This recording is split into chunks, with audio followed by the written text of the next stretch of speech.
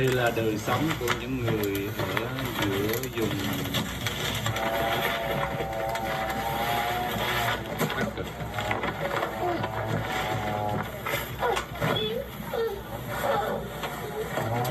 Lạnh 60 độ C trừ.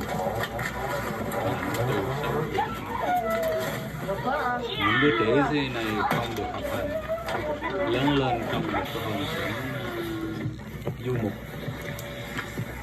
không được đi đến trường, chỉ dạy dỗ và sống theo tục lệ của người Chorica, và sống theo cảnh du mục, mỗi mùa chuyển đi mỗi nơi. Sống rất là bình dị,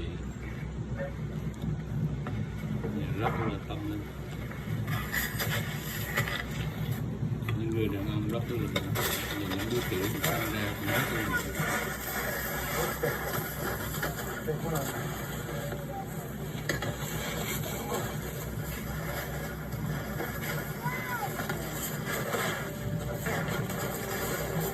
Những cái mà họ làm liều đó là những cái bộ da của những con nai, trâu, rừng.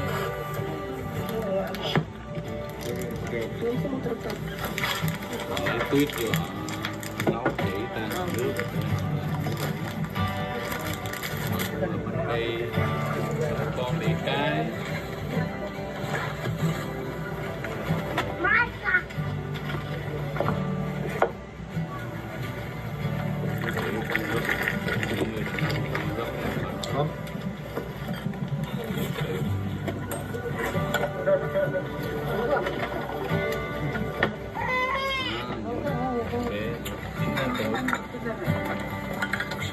Em bé này được chưa? Giờ không có trà đâu uống. Ăn, uống, không chơi.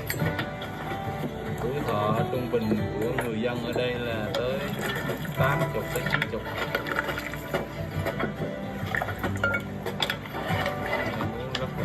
Đây là những cô gái có chồng rất là sớm, họ sinh con rất là sớm, 14, 15 tuổi là